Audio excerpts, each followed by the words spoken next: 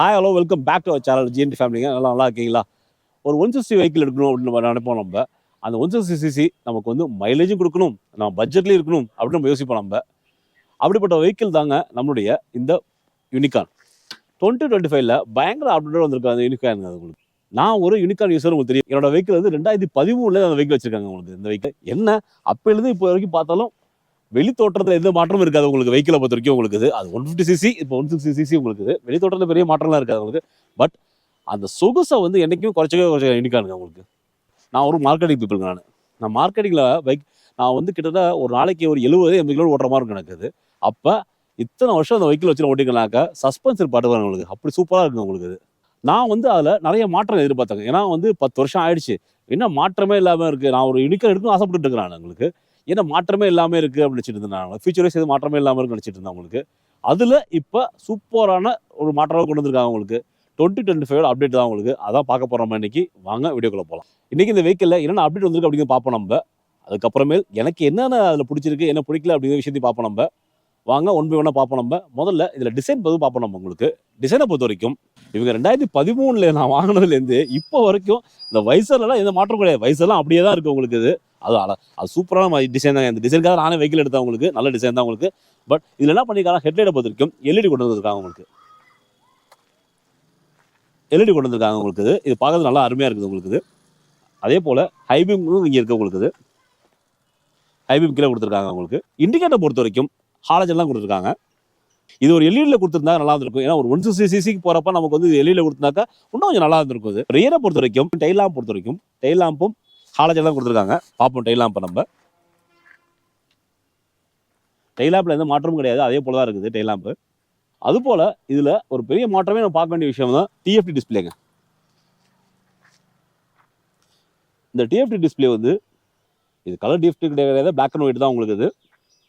இதுலேயே வந்து fuel KG காட்டியது உங்களுக்கு, ஆர்பிஎம் காட்டிடுவோம், சைட் சேனல் இண்டிகேட்டர் வந்துருது. சைட் சேனல் போட்டிருந்தோம், அது மென்ஷன் பண்ணிட்டாங்க. டைமர் உங்களுக்கு. இதில் ப்ளூடூத் கிடையாதுங்க. அது என்னடா அப்படிங்கிறீங்களா? ஆமாங்க, இது 125cc எஸ்பி அப்டேட் பண்ணியிருக்காங்க அவங்க 2025 மாடலில்.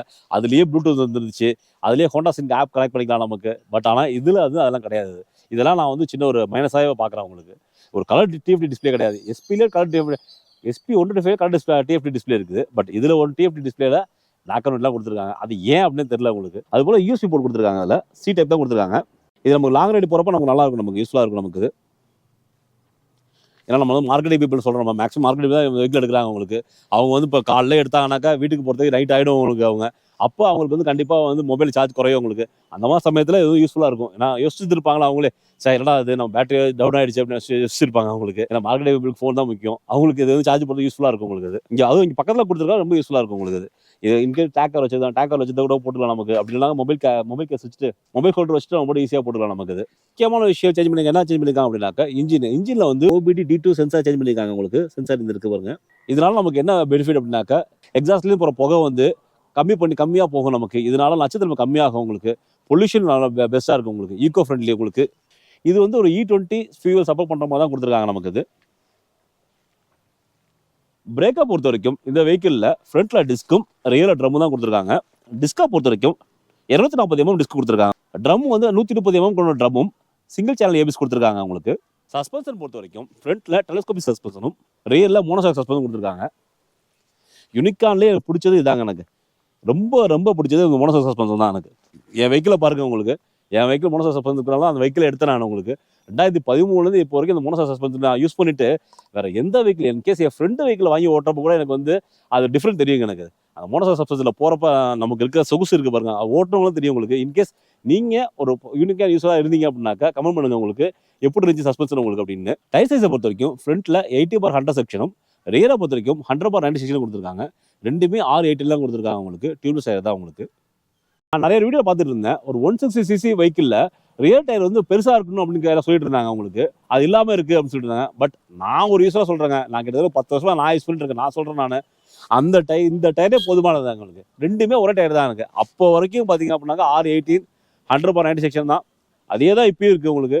எனக்கு நான் வெளியில் லாங்குன்னு போனால் என் ஃபேமிலியோட போவேன். நான் லோக்கல்னு போனால் மார்க்கெட்டிங் போனால் நான் மட்டும் தனியாக போவேன். நான் அப்படிங்கிற பட்சத்துலேயும் சரி, எப்பயும் சரி உங்களுக்கு வெஹிக்கிள் வந்து அந்த டயரே போதுமானதாக இருக்கும். டயர் காஸ்ட்டும் இன்கேஸ் நம்ம டயரை மாற்றினா கூட டயர் காஸ்ட் ரொம்ப கம்மியாக தான் இருக்குது.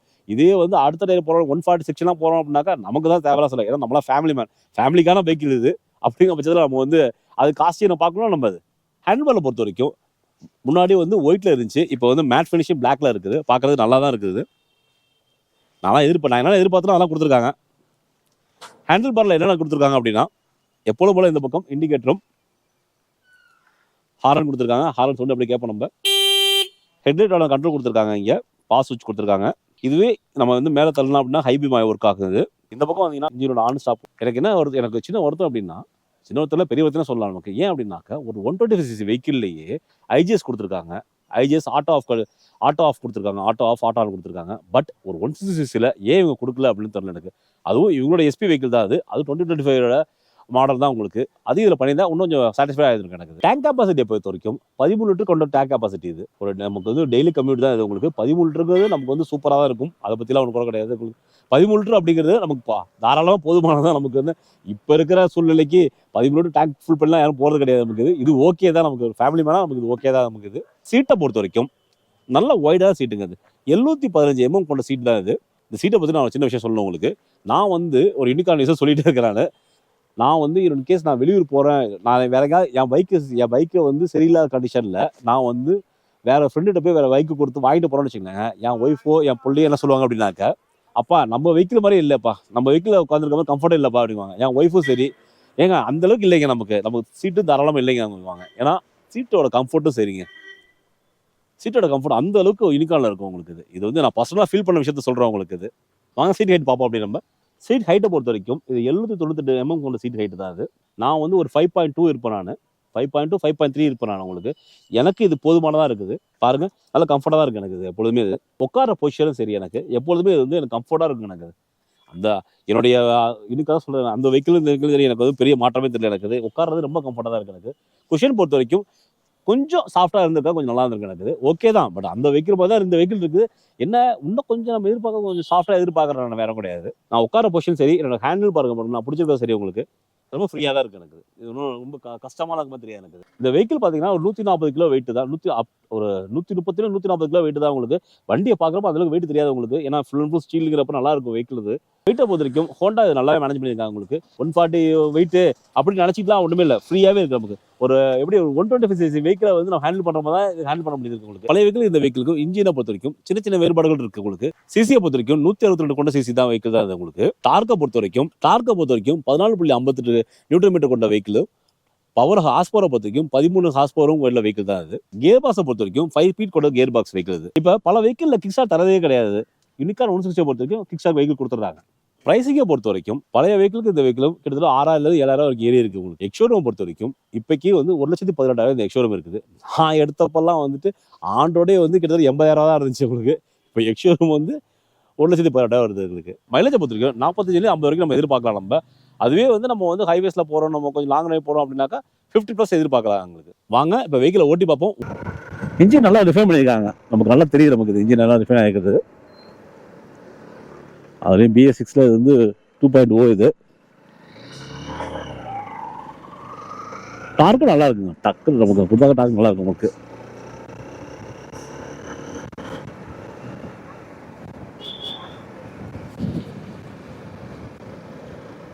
இந்த 160cc நல்லா கிரவுண்ட் கிளியரன்ஸ்குள்ள வைக்குது இந்த வெஹிக்கிள்.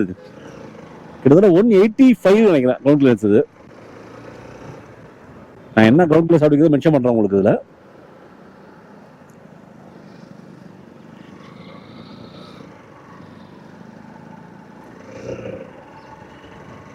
ஒரு சிட்டி ரைடுக்கு அருமையான வெஹிக்கிள் தான் சொல்லலாம். பாரு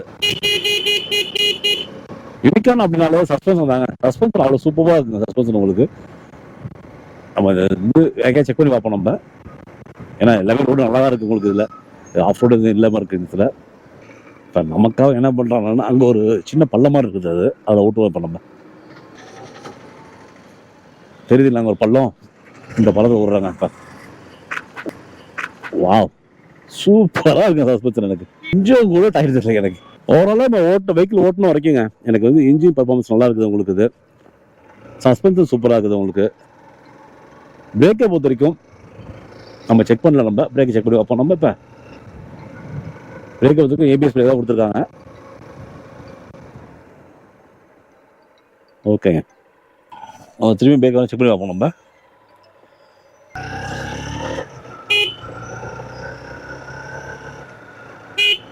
வண்டி வந்து 45 46 போயிட்டு இருக்கு.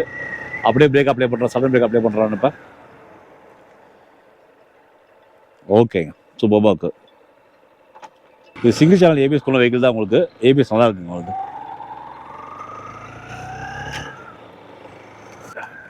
எனக்கு பிரேக் செக் பண்ணியாச்சு, நம்ம சஸ்பென்சர் பார்த்தாச்சு, நமக்கு இன்ஜின் ரிஃபைனாக தான் இருக்குது. உங்களுக்கு என்னோட சிட்டி பொசிஷன் நல்லா இருக்குது, கம்ஃபர்ட்டாக இருக்குது. சிட்டி பொசிஷன் எனக்கு உட்காரத்துக்கு, எனக்கு சிட்டி பொசிஷனில் கம்ஃபர்ட்டாக இருக்குது. எனக்கு இந்த ஹேண்டில் பார் சூப்பராக இருக்குது. நமக்கு இன்னைக்கு நமக்கு ரிவ்யூக்காக வெஹிக்கிள் கொடுத்தது தஞ்சாவூரில் இருக்க பாலு ஹோண்டா. நீங்கள் தஞ்சாவூர் மன்னாரில் இருந்தீங்கன்னாக்கா பாலு ஹோண்டா மற்றும் அக்ஷரா ஹோண்டாவை கான்டாக்ட் பண்ணுங்க. அவங்க கான்டாக்ட் கீழே கொடுக்குறேன். அவங்களுக்கு யூனிக்கானே ரொம்ப லேட்டாக தான் அப்டேட்டே கொடுத்துருக்காங்க. அவங்களுக்கு அப்படி அப்டேட் அவங்க கொடுத்தாலும் ஒரு சில விஷயங்கள் வந்து கொஞ்சம் நெருடலாக தான் இருக்குது. என்னென்ன விஷயம் அப்படின்னாக்கா, இந்த டிஎஃப்டி டிஸ்பிளே கொஞ்சம் கலரில் கொடுத்துருந்தா கொஞ்சம் ஹாப்பியாக இருந்திருக்கும். அதே போல் ஐஜிஎஸ் கொடுத்துருந்தா கொஞ்சம் ஹாப்பியாக இருந்திருக்கும் நமக்கு. அதே போல் ரியர் வீலும் டிஸ்கில் கொடுத்துருந்தாக்கா, ஏன்னா 160 வெஹிக்கிள் இது, ரியர் வீல் டிஸ்கில் கொடுத்தா ஹாப்பியாக இருந்திருக்கும் நமக்கு. அது மட்டும் இல்லாமல் டியூல் சேனல் ஏபிஎஸ் கொடுத்துருந்துருக்கலாம் அப்படின்னு எனக்கு தோணுது. எனக்கு உங்களுக்கு என்ன தோணுது அப்படிங்கிறத கமெண்ட்ல சொல்லுங்க. நீங்கள் எனக்கு நெக்ஸ்ட் இன்னொரு ரிவ்யூவில் உங்களை சந்திக்கிறவங்கள அதுவரை டில் தென் பை ஃப்ரம் பேட்ரிக்.